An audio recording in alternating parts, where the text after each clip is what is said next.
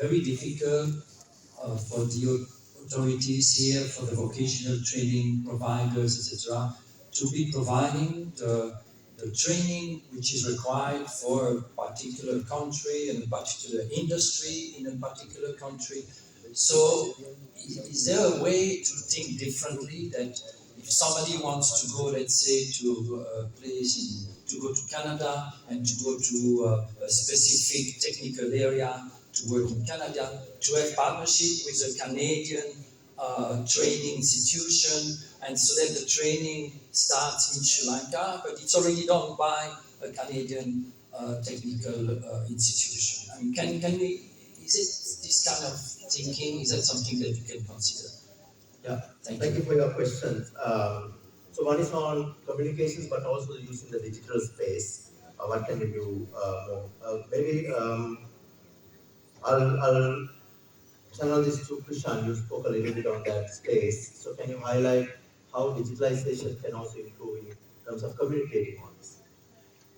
I would say it will play a fantastic role in terms of digitization, and also communication in digital media would reach to the grassroots way better than earlier, because we know now most of the Sri Lankans, they have access. I'm not saying they only a mobile device, but they have access to information sources. But it's important that we have updated information. We do have these systems in place. Already we have thousands of websites giving all this information, including the state websites from respective institutions. But the doubt is whether those information are updated and whether those are user-friendly.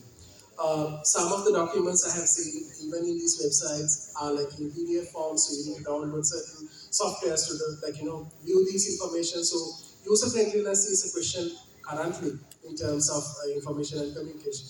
But I believe digitization will definitely help to outreach these people and give them information.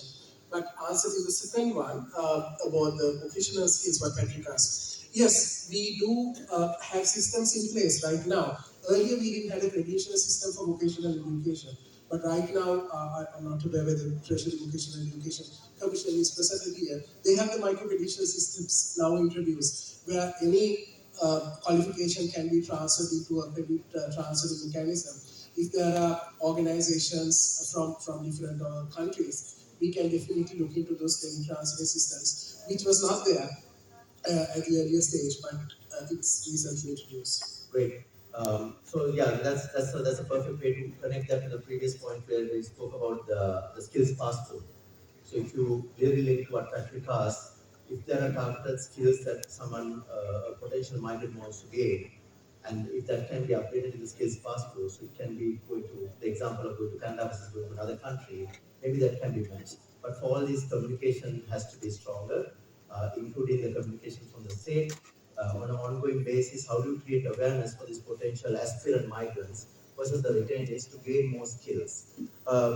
Please feel free to ask the questions in Tamil or Sinhala. I myself, I'm a Tamil language person. I understand Sinhalese, so please do share. I can communicate with my panelists. Any other questions, please? Yes, see, I like to have your analysis to the panel too. And I have a question because we are sending our citizens to another country, and